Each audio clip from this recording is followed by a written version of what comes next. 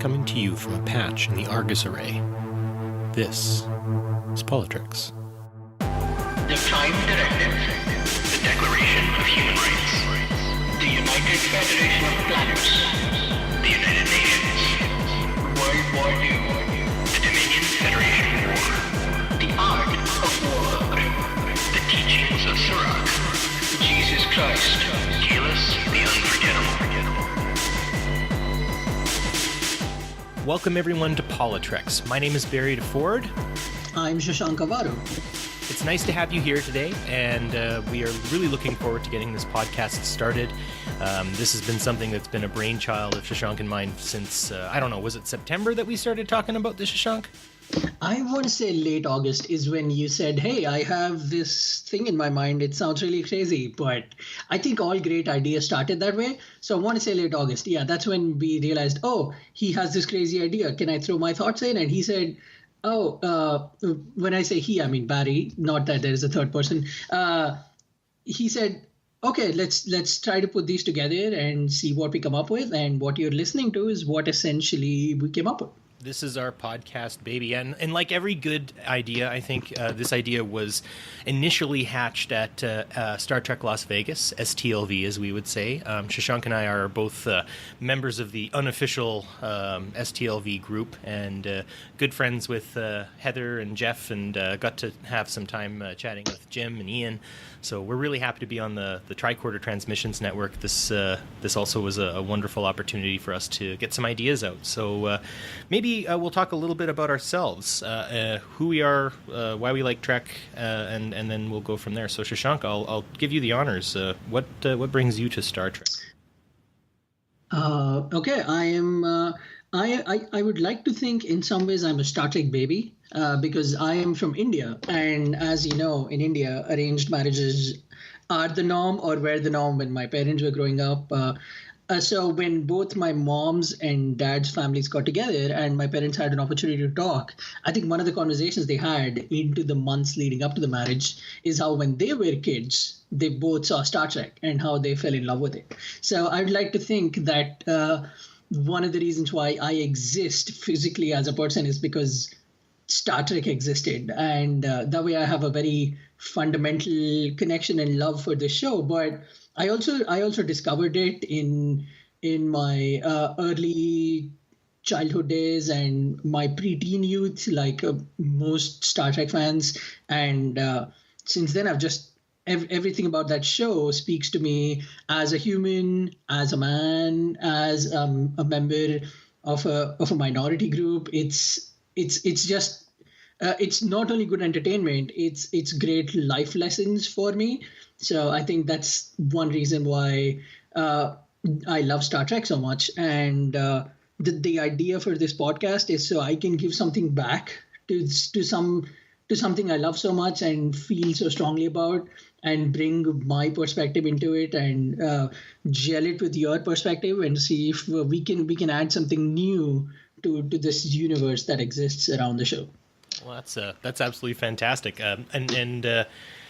Yeah, I guess I'm sort of a Star Trek baby as well, not in the same way, but my grandfather watched the old 1960s TOS series, and incidentally, as we record this, the Doomsday Machine episode is 50 years old, and that's actually the first episode I ever saw. The Doomsday Machine utterly petrified me, and Commodore Decker's whole sort of hopelessness was something very hard for me to process. I saw it in, I think, about 1988 or so, and at 5 years old, I was kind of wide-eyed at the whole idea, and from then, I would watch, usually staying at my grandparents' house after school, I would watch the syndicated episodes of the original series, and then I believe it was Thursday nights, we would watch The Next Generation, which was always fantastic. And my claim to fame on Star Trek, or at least sort of my nerdy delight, is when I was about 12 and 13 years old, playing with friends, and maybe a little younger too, we would play Star Trek, where we would literally sit on my couch, look at a wall as our view screen, and like rock back and forth And then when we would go on away missions, we'd hastily put our shoes on, making the transporter noise, and we'd run outside into the backyard and discover new things and spy on other people, kind of trying to be the who watches the watchers, so we wouldn't eliminate the prime directive or anything like that. So Star Trek definitely had a very profound impact on my childhood life. And my grandfather passed away in 1998, and I like to think of his memory kind of being honored by me listening to it, or watching it, and whatnot. I mean, he wasn't a huge Star Trek guy, I don't think, but it definitely sort of tapped a vein for me, and it's kind of gone from there. And yeah, that's where I'm at. So, Shashank, what would you say this show's about for you? What would you say you want to get out of this show specifically in terms of PoliTreks as it is? When Barry told me about the root of the idea of the show, I started putting in my emotions and my intellectual faculties to what a Star Trek podcast, if I were ever to do one, would be about. And it unfortunately, like a lot of creative things that are coming out in late 2016, early 2017, mid 2017 was after the US election. I sat down and started to deconstruct why I think the way I think, why I have a political leaning the way I have a political leaning. So I was essentially at the end of the road with those ideas and trying to deal with failure when like I'm sure you do too, I started watching Star Trek again, and I could find beat for beat why I fell in love with an idea, or why I fell in love with a particular feeling or a thought or a decision, and how that shaped me politically and socially and spiritually as a person, and how I could connect them to Star Trek. So I thought, hey, why not make a show that discusses all the good and the bad about politics, society, and just the philosophy that we follow in our lives around the world from the lens of Star Trek. And that's what the show is to me. That's great, and that's kind of why I think we managed to make this work almost kind of like lightning in a bottle. It happened very fast.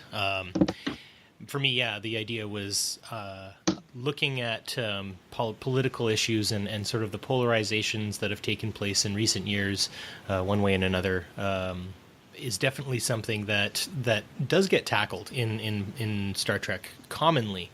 When we look at the rivalries of different races, when we look at the choices that different characters have to make, we've spoken a lot about Gene Roddenberry's idealism for a better future. I mean, his ideals were political, and we can't fully divorce ourselves from that.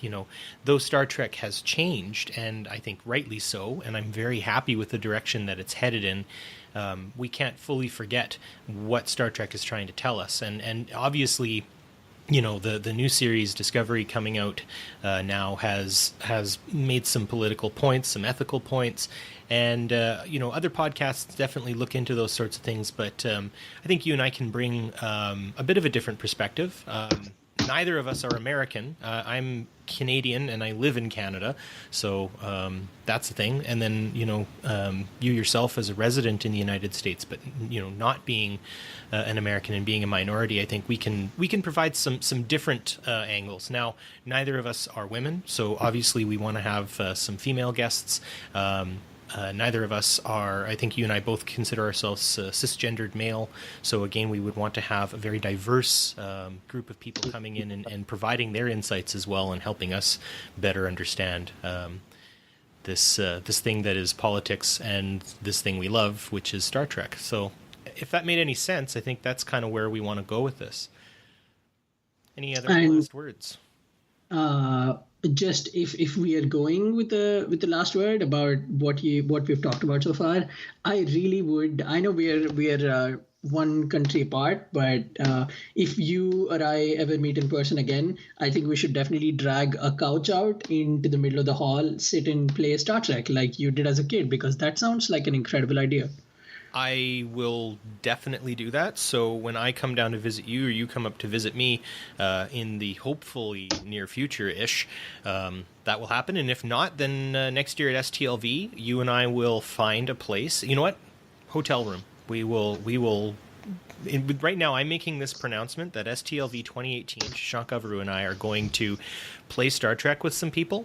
So if you are a listener and you're going to STLV and you want to get in on this, I think we play Star Trek. That's the thing. We'll draw straws on who gets to be captain, science, and all that sort of stuff. And we're gonna play Star Trek for a little while. That will be the most fun thing. So great. I think just so viewers know or listeners know. What we're going to be getting ourselves into is sort of a segmented show. So opening intros, we're going to talk a little bit about the news, and then go into our main topic. And at the end of every episode, we are going to have the last word, a final thought that we'll either give to yours truly or to my illustrious co-host or perhaps to our guest. This episode, we don't have a guest, but that's just because we want to get to know you guys and let you guys get to know us first, and then we'll go from there. So, wonderful. Thank you for joining us, and let's move into the news.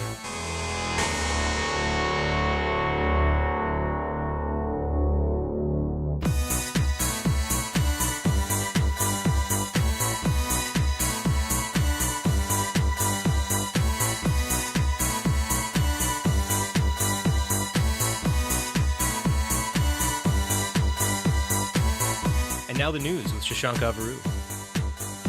As we record this podcast today, there have been 3 interesting, very life-altering, politically speaking, developments that have happened over the last couple of weeks. Angela Merkel has been re-elected, and her party has won the majority in Germany. Sebastian Kurz of the Austrian People's Party in Austria, a far right-leaning party, has won the majority there, and Jacinda Ardern has been elected as the incoming Prime Minister of New Zealand. It's certainly a very confusing time, and it's important to start recognizing that we now need to abandon the 20th century idea that, the entire world is going to lean one way politically at some point, or the entire world is going to lean another way politically at some point. I think it's time to start thinking that, and even in terms of the shows that we watch today, even the Star Trek that we know is so fundamentally different from the Star Trek that we've come to know. So it's certainly it's been an interesting time. What did you say, Barry? Yeah, absolutely. Angela Merkel's return to or continued power in Germany, and I would sort of say to some degree the de facto leader of the European Union. She sort of takes on, it's sort of like there is sort of a federation of a feel to the European Union to a degree, and their sort of frontier style of economic reliance on one another, for better or for worse, has definitely put them in a place where, not everyone thought Angela Merkel was going to necessarily win. And when you see populist leaders like the Austrian fellow Kurz, which means small, I think, in German, interestingly, and he seems sort of shorter. I don't want to do any ad hominem attacks on him, but he's a very populist leader, and he's shots being fired on our first episode of PoliTreks, isn't it? Yeah, I read an article I think on Bloomberg where he was talking about I think it was people from outside of the country or outside of Austria should completely commit themselves to European values. And for me, I think of, let's just think of food for European values. If I'm in Ukraine, then, perehe, nelizhnika, pierogies, delicious treats there is the valued food. But if I was say in Spain, well, we're having tostada, tapas, delicious treats there. Those values are very different in terms of what we would be eating. So I don't really understand precisely what he's trying to say. And again, I think what's happening with these populist leaders is they're trying to sound eloquent, where really they're just blowing the greatest dog whistle possible. That's an interesting way of trying to sort of rally your support groups. And thinking to Star Trek, some of the conflict that happens between different races, and especially sort of what I would think kind of the Romulan idea of always sort of trying to nudge Picard into war. There's a little bit of that of trying to use nice statements to rile up something much larger. Yeah, and when we talk about things like people saying you should commit yourself to a certain value, first off, the value idea it's just changed so much over time. And when somebody says that you should commit yourself to my country's value, what they're essentially saying is you should commit yourself to my definition in my time of what the values in my country are. So that seems so limited and narrow-minded. And I guess what far-right populism has is a lot of narrow-minded politics. But just getting that back to Star Trek, remember that episode where Riker and Tasha have to keep two conflicting alien species on the ship from fighting with each other when they send their own groups? Yeah. And there is a very interesting scene that I think is one of the best scenes and not really talked about a whole lot, is when one of the alien species is trying to hunt a live animal on the ship. And Riker and Tasha come up and say, we have outlawed animal cruelty. And then there is a discussion that they have about, should we be allowed to hunt our own animals? Because that's our value and you're degrading our value. And then they talk about the sanctity of life and how your value here means something so completely different and wrong from the values that the rest of the universe has acknowledged. Yeah. And would you say that Herr Kurtz and Frau Merkel are going to be having some disputes, do you figure? Do you think that there's going to be some heat between the two of them?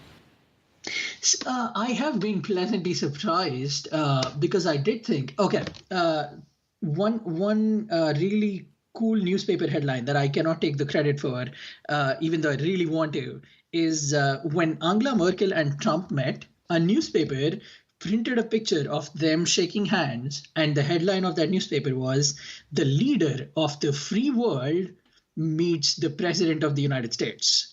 It was beautiful how the shift in the idea of this free world changed, and when Trump got elected and Merkel met Trump.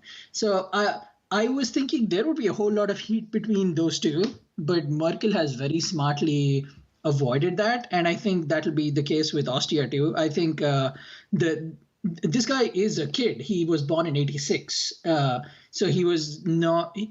He will try to get her all riled up, but I don't think she's going to go that route. I think she's going to stick to soft, polite, quiet Germany because Lord knows we don't need a loud Germany.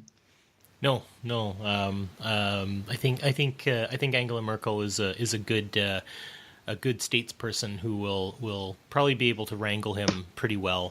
And I think his youth may be his discredit. Of course, being a Canadian, I am under the rule of Mr. Justin Trudeau, son of one of our more famous prime ministers as well. So we have a bit of a family affair happening right now. But definitely a lot of people have worried that Justin's youth, being, I believe, in his 40s, made him very young. But yeah, Kurtz is even younger than that, which is pretty insane. Speaking of young leaders, though, Jacinta Ardern, 37 years old, the youngest female leader, and now is the leader of New Zealand.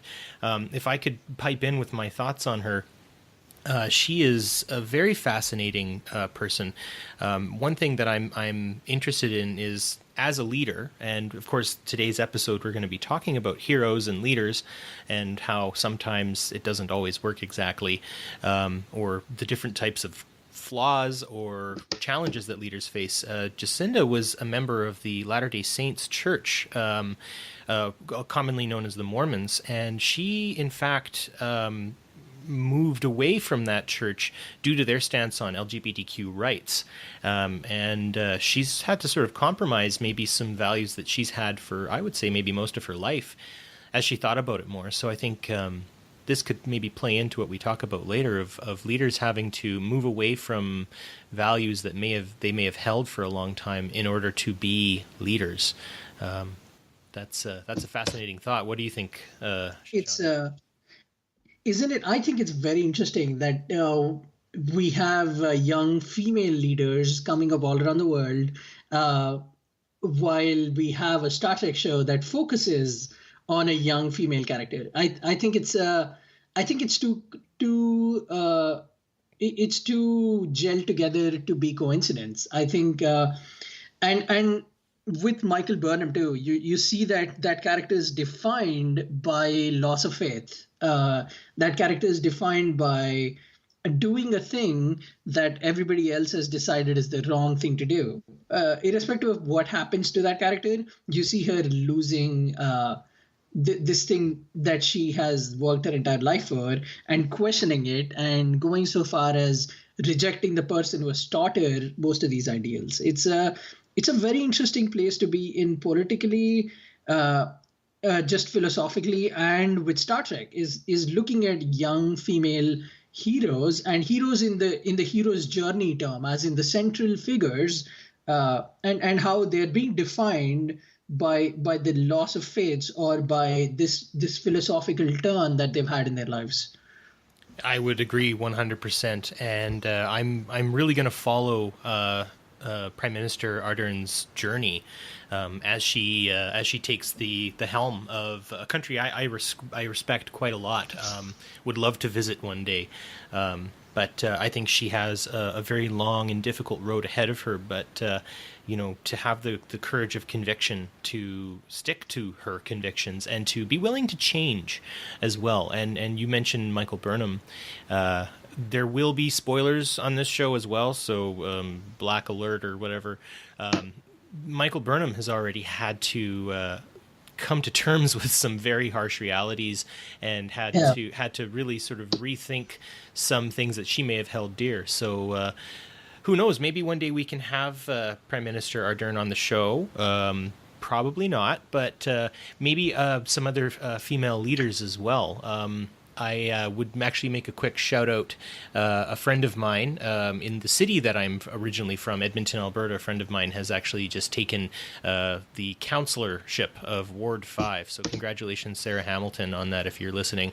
Who's that? Yeah, a fantastic leader who I had the opportunity to work with in the city when we worked as city employees, and the challenges that female leaders take differently, and I think Michael Burnham's story is one that will lead her to leadership, and I think that's somewhere where we're going to have some people well qualified to talk with us about it in the future. So I think that's the news. We're going to now be moving on to our main topic.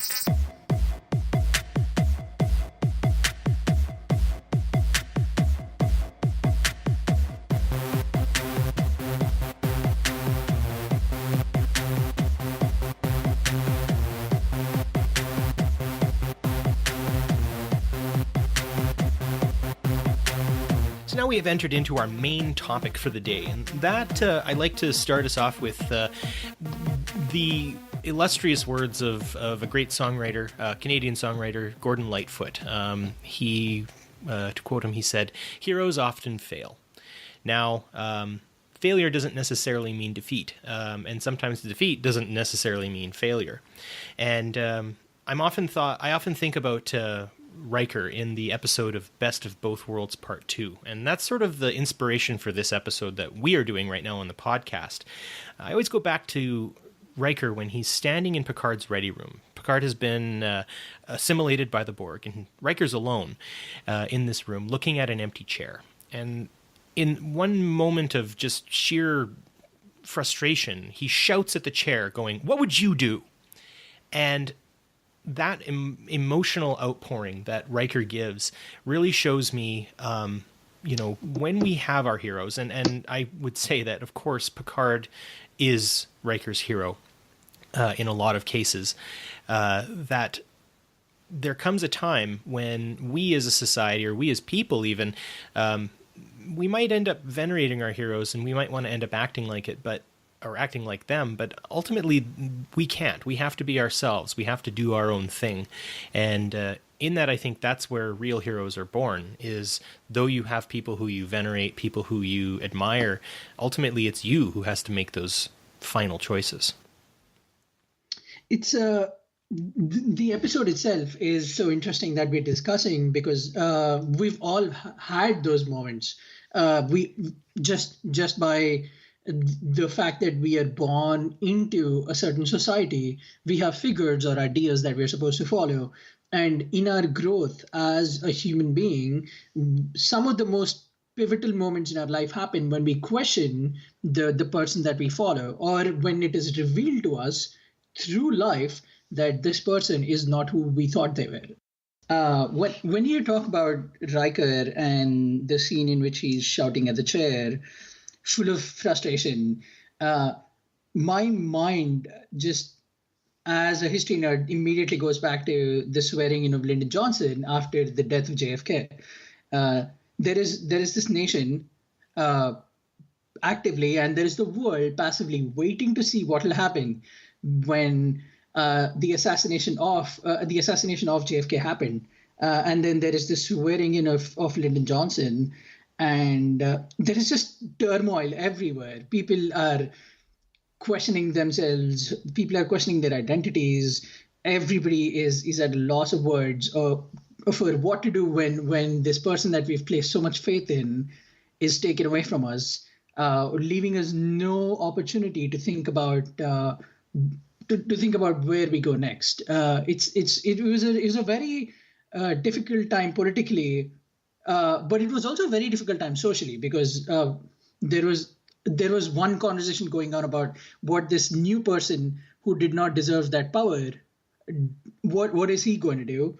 Which was, I think, also the conversation that would have gone on when Riker had to follow through in his decision on what to do with the Borg. And there is a different discussion going on about why he was killed, who was Lee Harvey Oswald, was he acting alone, are there people on the inside who made this happen? So I think when our heroes fail, not only do we as people feel the aftershock of that failure, there is a general fundamental change that happens within the realm of these groups of hero lovers that we cannot come back from. I think for better or for worse, something changes and we are forced to reconsider the affection that we've given to this hero. Because when we say we love someone and we find out that there is something that we did not know about them that is negative, we're not only abandoning that person to a certain extent, we are also questioning who we are as a person for liking that idea.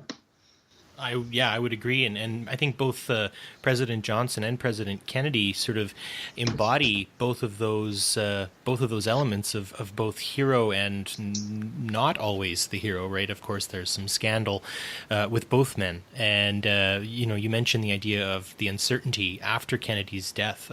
Obviously, I wasn't alive when Kennedy was assassinated, but even my parents, born and raised in Canada, all of us.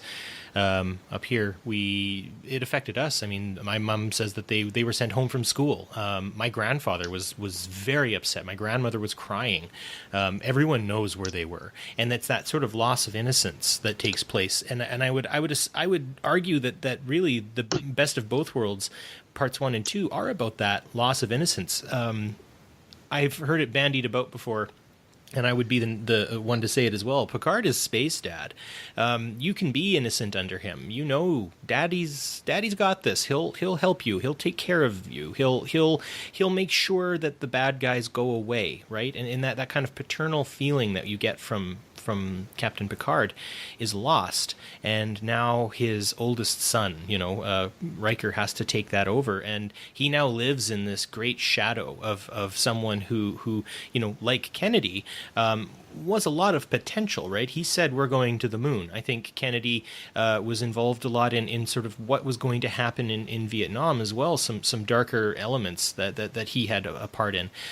Kennedy helped a lot of groundwork, sort of as a president, and his younger brother Bobby helped a lot with civil rights movement that was moving forward. And with that, losing him really felt like a loss of more than just a president, maybe almost like the loss of something comforting, something that we knew we could fall back on, and that was gone. And Best of Both Worlds definitely brings that up. We also we see that change in Riker too. We see him becoming a different leader after Picard comes back. You see him questioning Picard a little bit more, maybe not agreeing with him as much, forcing himself to have a different viewpoint. They have episodes where there is just conflict between them and they're just not talking. And you can clearly see the tension that you can cut with Phaser and Stun. It's definitely something that is there that change. And to a certain extent, we feel it too. When you see Picard come back from that, and the entire movie, First Contact, to a certain extent, is about Picard questioning that entire incident and the things that have happened in his life since. And it's the heroes failing us is just so much more about ourselves and so much more about whether that person was really a hero.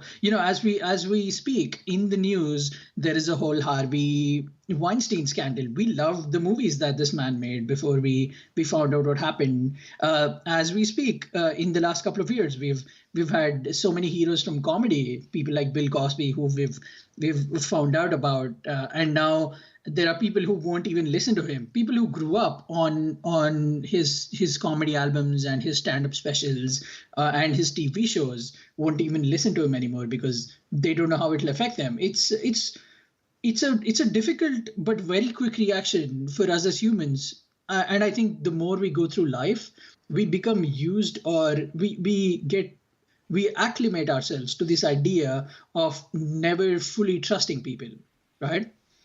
I would agree, and I think maybe that gets embodied quite well in Deep Space Nine's pilot episode of Emissary, where Sisko has to come face to face with the man who is responsible for the death of his wife, and that happens to be none other than Captain Jean-Luc Picard. Of course, at the time, he had been, mutilated or sort of, turned into something else, into Locutus, by the Borg. But it's hard to make that separation, and it's funny watching Sisko's reaction and sort of being like, wait, yeah, you know what? The Battle of Wolf 359 was horrifying, and Picard really killed a lot of people. Yes, he was Locutus at the time, but he never is fully able to divorce himself from that. I mean, he still has Borg components, and when you go into First Contact, like you'd mentioned, I think that's finally when we get Picard really actually getting an understanding or coming to terms with that side of him. He even identifies himself at one point by saying, I am Locutus of Borg. I believe in that movie. Correct me, folks, if I'm wrong. But there is points where he even uses that as it is part of his identity. And with that, can we fully divorce Picard from those things in total? He is a hero, and he fails. Thankfully, he's a fictional hero, and the real heroes, or the real people who we've looked up to or love the movie or the artwork of, I think do have a lot to answer for. But yeah, does it mean that I can't watch Pulp Fiction anymore because Weinstein had a part in it? Like, I find the man to be absolutely abhorrent. But maybe, yeah, it's about us. Maybe we have to start thinking in that sense about who we are, rather than just looking at the leader itself. So that brings me to my next thought in that sense is the loneliness of leadership. I'm a school administrator in my other life, and there are times where I have to make choices alone, on my own, and sometimes those choices are very difficult. Maybe we could talk a little bit about some of the choices that the leaders in Star Trek have to take that may not necessarily be the right choice, or, as you've mentioned, doing things that might seem right, but maybe they're not. I'll let you go from there, Mr. Avaru. When you talk about leaders and choices, I can't help but think about Sisko's tape recording, just everything that happens toward the end of that show, and how it's capped in that one 50-minute recording essentially that he does. And just if you think about people who are morally upright but make the wrong choice, or are forced to make a choice that is different from what seems right, I think Cisco is capped very. He's the epitome of that in Star Trek. That's a great way for us to examine our heroes too. Is you love Kirk. Kirk can never do anything wrong in your eyes. Kirk is sleeping with green women, but you would never care because Kirk is space cool dad. And then you have Picard, who has committed near genocide of species altogether, but because he was in a different body, it doesn't count. And we can also connect our loyalty to these characters to the things that have happened in the real world.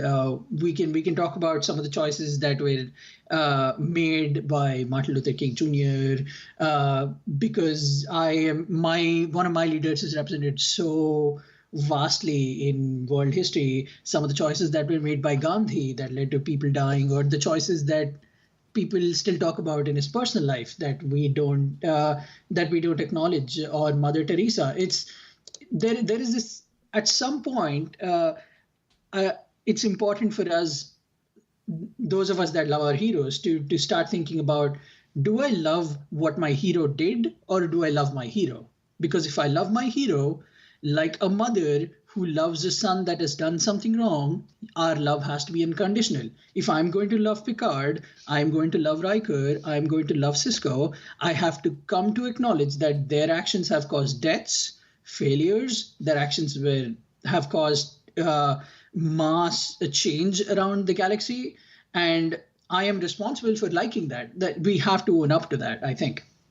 Yeah, and I think Cisco is sort of the sort of the inversion of what you're saying in that sense, because we love Picard, we love Kirk, we love Riker in spite of, right? In spite of some of those things that they get up to or have done, or maybe did in a different avatar of themselves.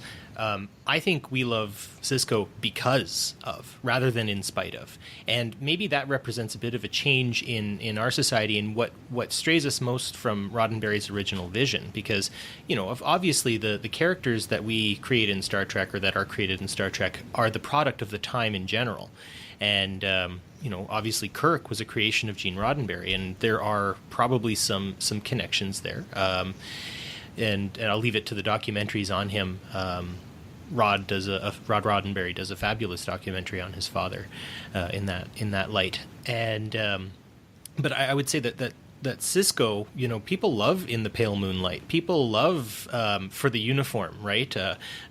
Mr. Worf, shut that thing off, right? Shut off the holographic image of Eddington, fire those missiles and destroy that planet. Like, how far does he go? And I always go back to when Eddington's trying to reason with Cisco, and Cisco just shouts, "You betrayed your uniform," and it's this moment of, like, Avery Brooks terrifies me in that moment, the way he brings forward this raw energy coming from Cisco, and people love that, I think, because he is showing that he's not just some paragon of virtue. We love Cisco as a hero because Cisco is flawed. Cisco has trouble. Cisco doesn't want necessarily to be the good guy all the time. He's willing to wait around in the dark to get the greater thing to happen. And maybe that's a sign of the times, because we have found out so many revelations about our heroes: Kennedy, Gandhi, Mother Teresa. If we want information on that, of course, we can go deeper into it, perhaps as a discussion on our page and whatnot. But what would you say about that? We love Picard and Riker in spite of, but we love Cisco because of. In that regard, just artistically, I have to take this time to give props to both the new Star Trek movies and Discovery. In all three Star Trek movies, you see Kirk being clearly an imperfect person. He's doing actions that would be considered wrong to get to a place that is better for everyone else. Specifically in Into Darkness, the exciting incident, the first exciting incident in that movie is them abandoning the Prime Directive and trying to cap off that volcano. So I want to give props because those movies and Discovery with Michael Burnham and the death of the captain and the war that follows, with both these pieces of entertainment, they have showed that these heroes are not perfect people. Will you still like them despite who they are? And if you like them, good on you for acknowledging that these are human people making human decisions at a time that calls for it. So I do think Star Trek has evolved in that regard. They don't just they don't want to not acknowledge it anymore. I think they did a little bit of that in the original series. I think they did a lot of that in the Next Generation, while also using that very well to their advantage in the movies. And the first time they really did it is with Cisco, and then they did some of that with Janeway and Archer too. So just artistically, I think Star Trek also helps us. If you follow that journey in the chronological order, you'll see our own heroes fail, and you'll understand from their failure that they're still human beings. And that's such a valuable lesson. Well, what about the non-human characters who maybe stick to a virtue? You had some insights there on maybe not one of our major characters, but definitely a memorable one. Yeah, thanks for bringing that up. It's one of my favorite characters, probably in my top three. I will never reveal my top three because I don't want to start fights. But one of my top three favorite characters is Quark. And Quark's arc through that entire show, Deep Space Nine, is just so it's such an arc of redemption. It goes from a bartender who enjoys watching Rome burn, who causes conflict, who steals, who lies, who cheats, who comes from a culture that celebrates those things, who constantly degrades and rejects women, who thrives on personal gain, especially if it is at the cost of someone losing something. You see that character go from that to the end of the show where he declares, I am going to stick to these ideals that have been built, and to keep these ideals alive, I'm going to do the most selfless thing. I'm going to sacrifice myself to a life of following leadership and fight my own brother to hopefully get to a place of power that will allow me to do the right thing.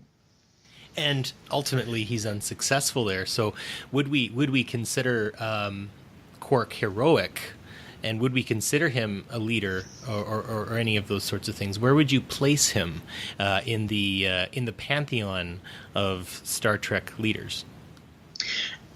I would before I put him in a place where he has to compete with other people. I cannot help but state how unique his position is. Unlike most of the characters on Deep Space Nine, he's not someone who belongs to an organization. I guess you could classify him as a Ferengi, although most of the times he's interested in the goings-on outside of the Ferengi world. He represents that species, but he wants to make money by going around the universe. He wants to do a lot of things that will help him selfishly, but not the people that he comes from. And there are multiple episodes where he saves that ship. Granted, he's getting something out, but he saves the ship, or he saves people, or he stands up for people. And I think that is such a redeeming character arc that he has. And in that sense, I think he's just as good a hero as Picard, just in the idea of I am going to stand up for something and I'm going to not compromise on it. So if I were to place him in a list, I would maybe rank him right up there with some of our lesser celebrated captains. I don't want to put names out, but he's just a grade below heroes that are so conventional like Kirk and Picard, and yet not celebrated as well, because and that's credit to the stories that are told. They're not told with the idea that we should make this Ferengi character a hero, but he comes out being heroic, and I think that is so important.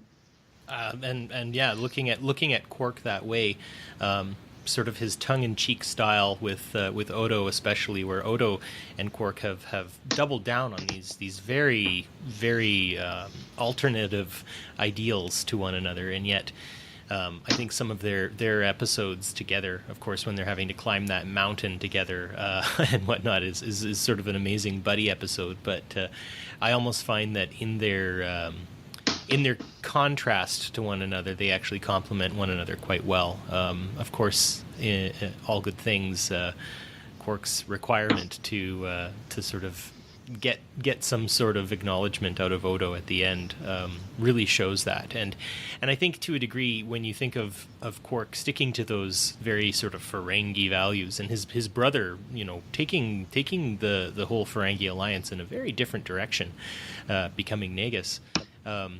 It's almost like he is the anti-hero in that sense, but an admirable one, and one that we can definitely connect ourselves to. Speaking of culture, I often think about that, the different alien races especially, and how either their culture is portrayed versus how they may see their own culture. And my two connections there would be Worf and Spock. Worf especially, in the sense that obviously being raised away from his culture, he sort of has to build his own. And I connect to that, and I think you might too, Shashank. You and I both have studied martial arts in our days.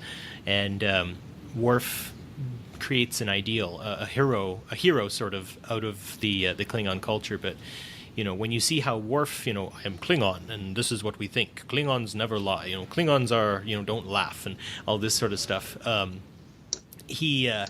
He sort of builds up something that's almost impossible to really maintain. And when you really see the Klingons and how they operate and how they act, I mean, just watch Gowron for 20 minutes. Mr. O'Reilly and his eyes, he there's, I don't think he has an honorable bone in his body, whereas Worf has this idealistic view, and that almost kind of flies in the face of it. I think of that in my affinity to the samurai, the Japanese samurai, of course, known to have the laws of Bushido and the way of the warrior and sort of a chivalric ideal. When really, when you look back at the samurai, especially in the feudal period and before, they were basically just a bunch of thugs that would try to take each other's heads and get money for it.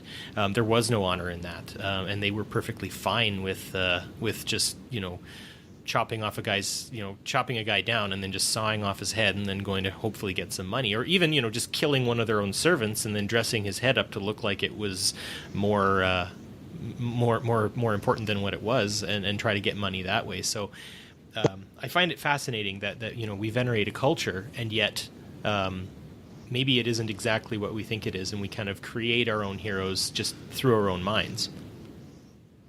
When we talk about cultures and we talk about celebrating the achievement of cultures, you are born in the West. I, as a human being, a fully grown adult, decided to come to the West after studying it and understanding it and fall in love with it. But I cannot help but question some of the decisions that were made in that ended cultures, that ended entire races. It seems to me that much like in Star Trek, or where these wrong decisions are not looked in on as much or not questioned as much, I think we as a society also do not question enough where we come from and what the land that we live on is, and who it's supposed to be owned by, and who's the real owner. Is there an owner? It's very similar to this idea of rejecting or being loyal to a fault, where we say we love this culture so much, but let's never talk about the genocide that happened, because those were different times. So let's not talk about slavery because that was a different time. It's very similar to the arc or parts of the arc that Kira goes through. She's so in love with everything about the Bajorans, but when she comes into a place of power, she finds out about some of the things that are happening in the name of their religion, in the name of their society, and she's forced to confront them. She's forced to question whether those things are right, and if they aren't, then why is she protecting them so much? And should she be protecting them as much as she does? There is that interesting being from a culture while questioning it, or adapting to a culture while questioning its rights and wrongs, or its heroic moments in air quotes. It's those are things that we do every day in life, and failure to a certain extent is also defined in the way cultures have grown and evolved, and just that the acknowledgement of whether it was a failure or not somehow in our time of 2017 seems to have so much contention, and that just seems wrong, is that we can't even recognize that there was something that was done wrong to someone, and we have to debate whether that was wrong or right. And I would agree, does War for Kira own the culture that they're a part of, or do they own what their belief is, and how do they square that with what's actually happening? I would argue right now maybe that crisis is being undergone by actual Star Trek fans, Trekkers, Trekkies, whatever you want to call yourself. We have a very, very big diversion from the original vision, I guess you could say, and they're saying, they're going to work towards that. But so many people have balked against that, and I'll be the first one to say I don't want to get into it terribly, because I think some people are angry for the sake of it. But I think the new episodes of Star Trek Discovery, I think some of the last episodes of Enterprise, I think that the Dominion arc of Deep Space Nine definitely has called into question that very unwavering value that Star Trek was supposed to have when it was first created, and what continued into the early episodes of The Next Generation. And so we sort of have to ask ourselves that question of, can we question this ideal that Star Trek represents? And I think that's manifested well through Kira's story. The deeper you get into it, the deeper you realize that some of the heroes at the heart of Star Trek weren't necessarily as virtuous as they were. You look at the 1960s Star Trek, of course, it tried to break a lot of the norms that existed in that time, having a multicultural complement of bridge officers and whatnot. But it was still a product of its time. I mean, Mudd has arrived in Discovery, but when you look at Mudd in the 60s Star Trek, he's abhorrent. I can't straight up. That's it. But at the time, I mean, it wouldn't have necessarily been a thing. Or even looking at Enterprise, I don't know exactly how things would have gone differently, knowing what we know now about the War on Terror. The Xindi arc is definitely a reflection of that. So I think what we need to understand with all of this, and I'll end it talking about Spock in the episode Galileo 7. He has to throw away some logic. He has to throw away some logic to keep his who's remaining of his crew alive, and Hail Mary throw a little bit. And thanks to Mr. Sulu's observance, he's able to see that plasma trail on that.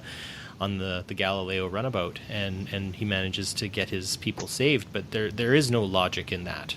It was just purely a hopeful moment. And I think that's the hardest part of it, is to be a leader. Sometimes I think your values have to be questioned. They have to change, because that's why it's hard. That's why leadership is difficult. That's why it happens the way it does. To quote the fine folks in the band A 5-Year Mission, in that song, the first command is heaviest to hold, and Spock's first command was pretty heavy. He loses 2 crew members, and he has to throw his unwavering values aside for a moment to get this mission complete and successful.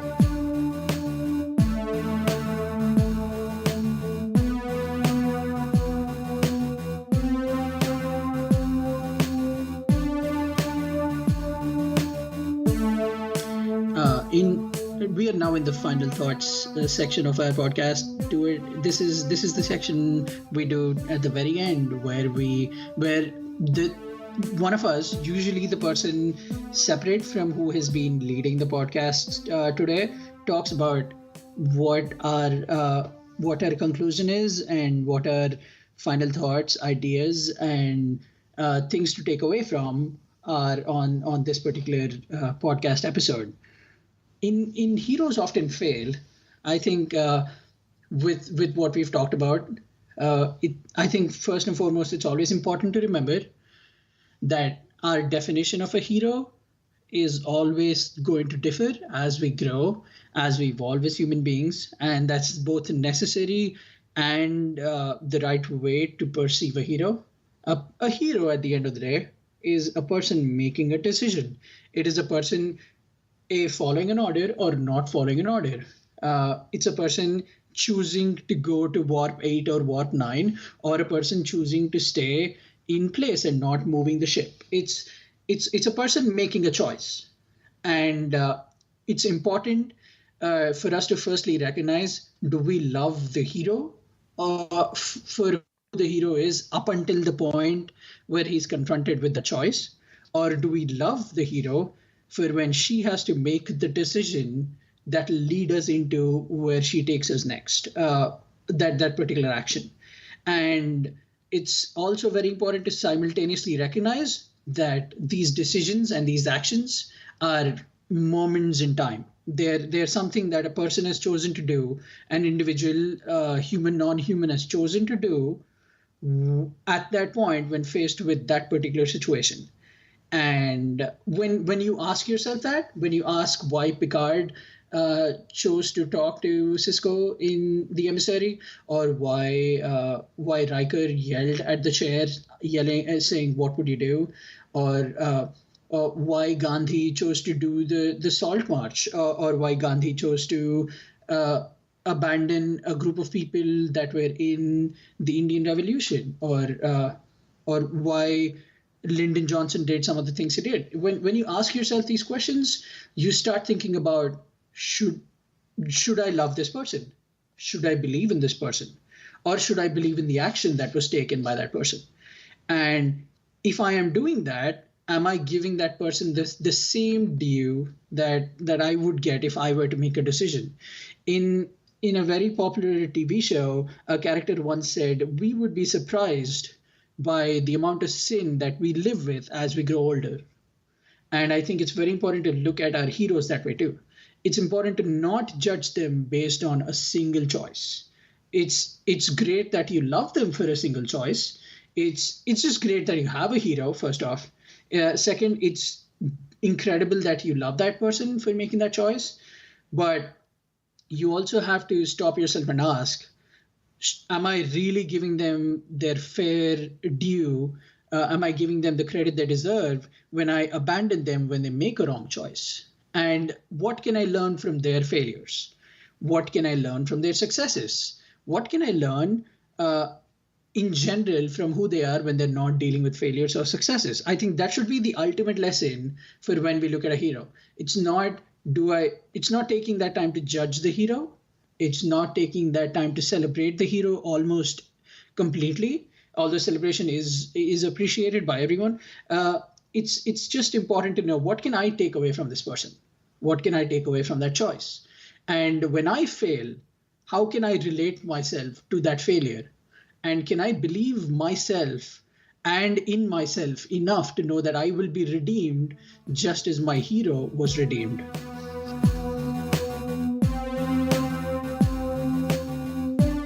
Well, that about wraps up our show, ladies and gentlemen. Thank you very much for joining us today. I hope you had as much fun as we did. Of course, these conversations don't necessarily need to end in the podcast, and if any other ideas have shown up, of course, you can look us up either on Facebook. We have a PoliTreks page. If you look that up, you'll be able to find it. And also we have a Twitter handle as well that will be available shortly too.